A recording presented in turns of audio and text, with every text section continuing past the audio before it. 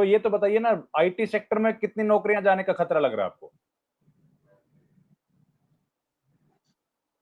गिरीश भाई, आवाज आ रही है मेरी? वहां अच्छा जाएगा। आप देखिए टीसीएस ने 12-13 हजार निकाल दिए, वॉलमार्ट वहां से नौकरियां, काम बंद है तो निकाल रहा है, आपको टीसीएस निकाल रहा है, वॉलमार्ट निकाल रहा है, और भी कंपनीज जो है, क्योंकि उनके पास अब वो कम आना लगेगा काम।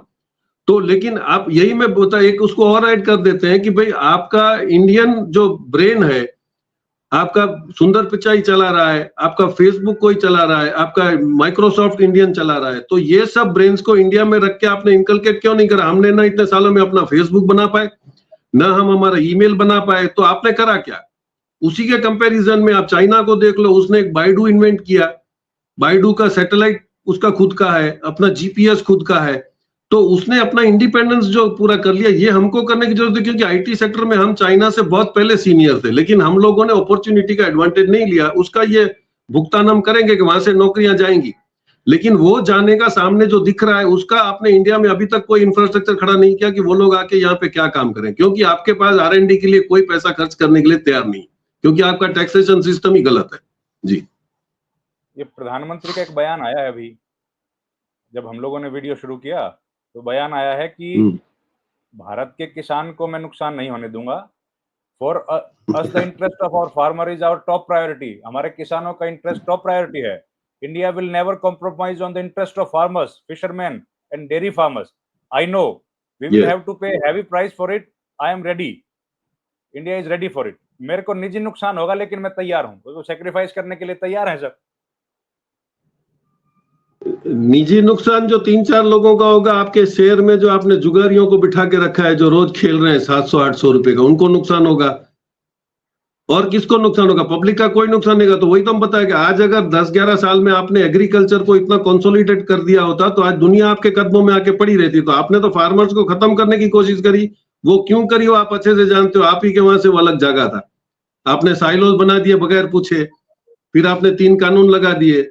फार्मर बहुत प्रोटेक्टेड है कि अगर कल कुछ गलत करेगा अडानी, तो आप डेप्यूटी कलेक्टर के पास जाके कंप्लेन कर सकते हो। ऐसा कौन सा डेप्यूटी कलेक्टर मंगल से आया है जो अडानी के सामने केस रजिस्टर कर लेगा?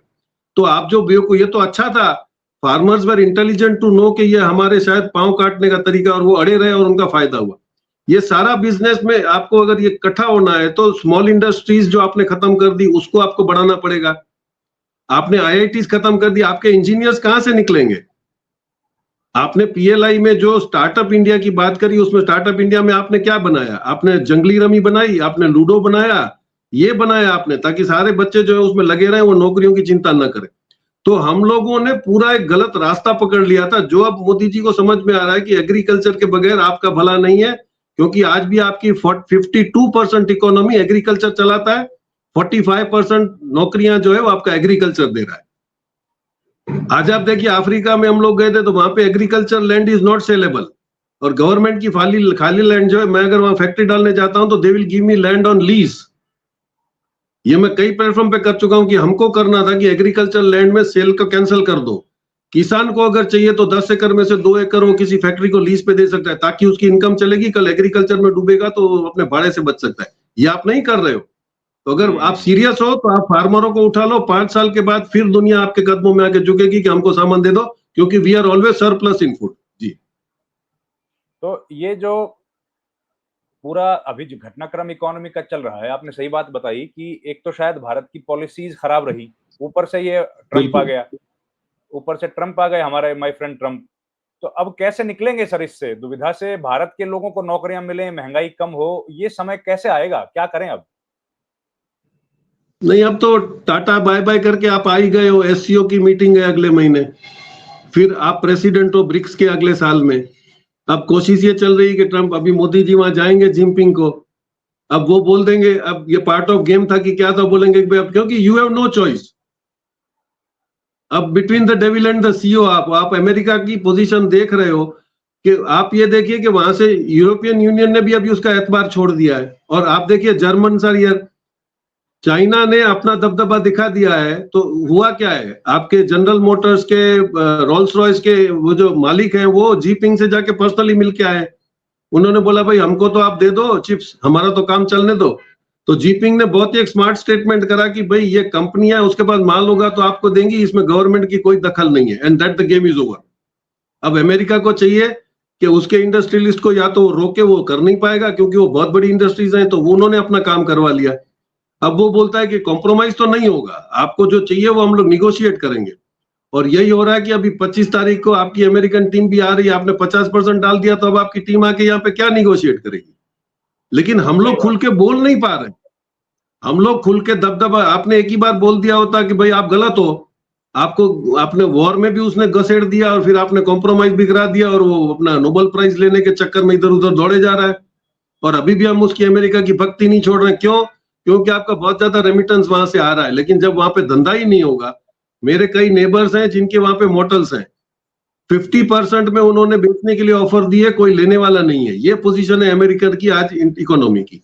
लेकिन हम लोग, अभी भी वक्त है कि हम संभल जाएं, अपनी हमारी पॉलिसी चेंज करें, तो हमारे साथ अगले 5 साल में we will be very powerful. जी, तो एक बात बताइए भाई साहब, एक गुजरात मॉडल का इतना चर्चा रहती है वर्ल्ड में, है ना, भारत में इतना चर्चा किया गुजरात, आप तो गुजरात में ही रहते हैं, किस तरह का मॉडल है? क्या अब तो गुजरात में 25-30 साल से सरकार बीजेपी की है, अब तो महंगाई नहीं होगी, सब बच्चों को स्कूल मिल रहा होगा और माल न्यूट्रिशन भी खत्म हो गया होगा, अब या अभी भी कोई दिक्कत रह गई है वहां? नहीं, इनका देखिए जो पूरा एक रूलिंग का मॉडल था, दैट वाज, ये उसको अप्लाई करने के लिए इन्होंने इसको एक वर्कशॉप बनाया था।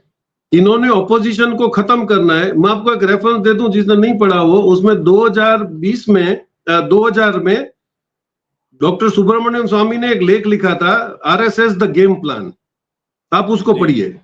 उन्होंने बोला था कि पहले 5 साल में ये लोग ऑपोजिशन को इतना नाकारा साबित कर देंगे कि ऑपोजिशन किसी काम का है ही नहीं, हम लोग ही सब करेंगे जो कर सकते हैं। वो काफी हद तक ये लोग सक्सेसफुल रहे, क्योंकि वो गुजरात मॉडल का वहां पे रेप्लिका कर रहे थे। गुजरात मॉडल में सिटियों को छोड़ दो तो आपके गांव में कोई डिफरेंस नहीं आया था, आपकी प्राइमरी स्कूल्स में कोई डिफरेंस नहीं आया था, लेकिन जो बिक रहा था वो अहमदाबाद और 4 मेजर सिटीज बिक रहे थे, उसमें आप आ गए। अब वो 5 साल जो डॉक्टर सुब्रमण्यम स्वामी ने कहा कि दूसरे 5 साल में इन्होंने सारी एजेंसीज पे से आपका भरोसा उठा देना है, तो आपने आप मेंटल सेटअप हो गए कि कोर्ट निकम्मी है, पुलिस निकम्मी है, वो जो सरकार बोलती है वही करती है, मतलब हमारा कोई सेवियर नहीं है एक्सेप्ट द गवर्नमेंट। और लास्ट जो इनका प्रपोजल था कि भाई 404 सीटें आ जाए तो कॉन्स्टिट्यूशन को ही खत्म कर दो ताकि ऑपोजिशन खत्म हो जाए और हम पुतिन की तरह जिंदगी भर बैठ के राज करें, ये जो गेम था। लेकिन हिंदुस्तान की पब्लिक इतनी भी बेवकूफ नहीं है कि उन्होंने 240 पे लाके उनका उस प्लान पे पानी फिरा दिया। अब इनको अगला रास्ता पता नहीं, क्योंकि इन्होंने उसका ऑल्टरनेट नहीं सोचा था। ये कॉन्फिडेंट थे कि 404 सीटें तो आ ही जाएंगी, क्योंकि इलेक्शन कमीशन हमारे साथ है, सारा तंत्र हमारे साथ है, कोर्टें हमारे साथ है।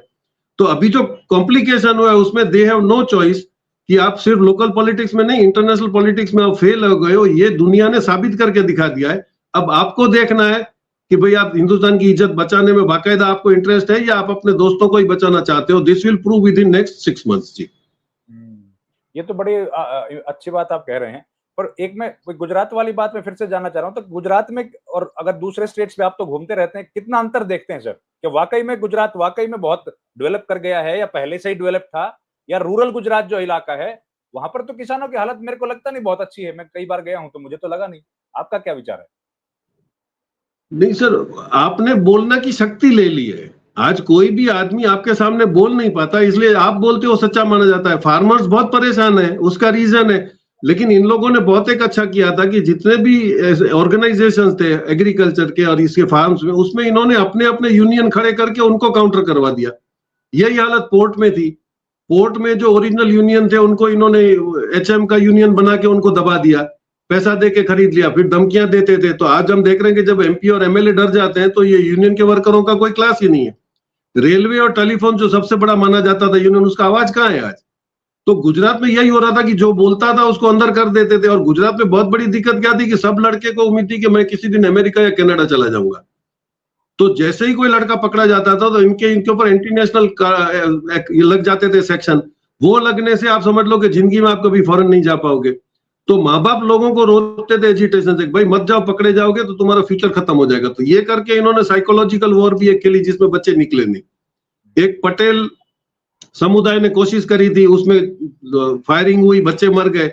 वो पटेल कम्युनिटी को भी इन्होंने 2 यूनियन बना के तोड़ दिया। वो अपने सामने भी वो कटोगे तो बटोगे नहीं है, वो कटोगे तो हम लोग बचेंगे, ऐसी हालत उन्होंने कर दी है ताकि सबको झगड़ाते रहते।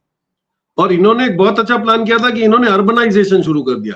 गांव की हॉस्पिटलें बंद हो गई, आपके पब्लिक हेल्थ सेंटर बंद हो गए सारे। जैसे यहाँ पे गुजरात में कोई बीमार होता है, अगर नॉर्थ में हुआ तो बोलेगा अहमदाबाद या राजकोट ले जाओ, साउथ में होगा तो उसको बोलेगा अहमदाबाद या राजकोट ले आओ। तो इन्होंने जो अर्बनाइजेशन किया कि पूरे गुजरात में घूम के वोट मांगने से अच्छा है कि भाई आप लोग सिटी के अंदर एक ही, आज हमारी कॉलोनी उसमें 400 घर है, तो एक पूरा विलेज यहाँ पे बसा हुआ है, तो इनको इलेक्शन प्रोपोगंडा में इजी रहता था। और गांव में कभी कोई डेवलपमेंट इन्होंने किया ही नहीं ताकि गांव से लोग निकल निकल के शहर में आ जाए। तो ये अर्बनाइजेशन वाला जो प्रोग्राम था ये पूरे हिंदुस्तान में इन्होंने चलाने की कोशिश करी, लेकिन दैट मिसफायर्ड। इसका एक आपको कंपैरेटिव एग्जांपल दे दूं, तमिलनाडु। आज तमिलनाडु का आप जीडीपी सर्च कर लो, it is going around by 9.18%। क्यों? आपने एक स्कीम चालू करी थी, that was production linked incentive. Tamil Nadu में उन्होंने ईएलआई शुरू करा, एम्प्लॉयमेंट लिंक्ड इंसेंटिव। आप अगर 100 आदमी भर्ती करते हो और 30 और करते हो तो 30 की जो 10% सैलरी है वो गवर्नमेंट देगी। तो हर एम्प्लॉयर ने सोचा कि चलो मैं भी यार काम कम पड़ता है, आदमी भर्ती कर लूं। आपने प्रोडक्शन लिंक बताया, उसमें भी एक गेम था कि आप 100 पीस बनाते थे वो ठीक था, अभी आपने 130 बनाया तो 30 पे ही आपको इंसेंटिव मिलेगा, तो आपकी वो पीएलआई स्कीम भी फेल हो गई। आपने आरएनडी का पैसा दिया, फेल हो गया। तो इनका जो मॉडल गुजरात का जो इन्होंने इधर अप्लाई किया था वो चला, क्योंकि गुजरात की तो बिजनेस मेंटालिटी है।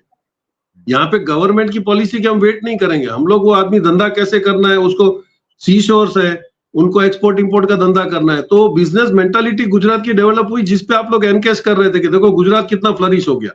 गुजरात तो आज 61 से अलग होने के बाद भी फ्लरिश ही हो रहा है, और आज उसकी इकोनॉमी आप देख पा रहे हो। और गुजराती सिर्फ गुजरात में नहीं, पूरी दुनिया में धंधा कर रहे हैं। आज अमेरिका से भी 85% रेमिटेंस आपके गुजरात के पटेल भेज रहे हैं।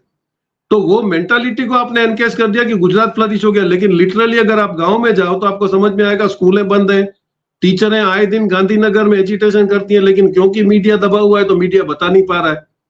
ऑपोजिशन हो रहा है लेकिन आप उसको गोदी मीडिया में देख नहीं पाते हो, इसलिए आपकी समझ में नहीं आ रहा है। सोशल मीडिया फॉलो करोगे तो कुछ लोग बेचारे बोल देते हैं जिगर से। जी जी, चलो thank you very much Girish भाई, आपने बहुत डिटेल में तफसील में हर बात बताई, गुजरात की भी कहानी समझा दी और अमेरिका की भी बता दी। आपका बहुत बहुत धन्यवाद, आपने समय निकाला, पहली बार आए उसके लिए और धन्यवाद। Thank you very much.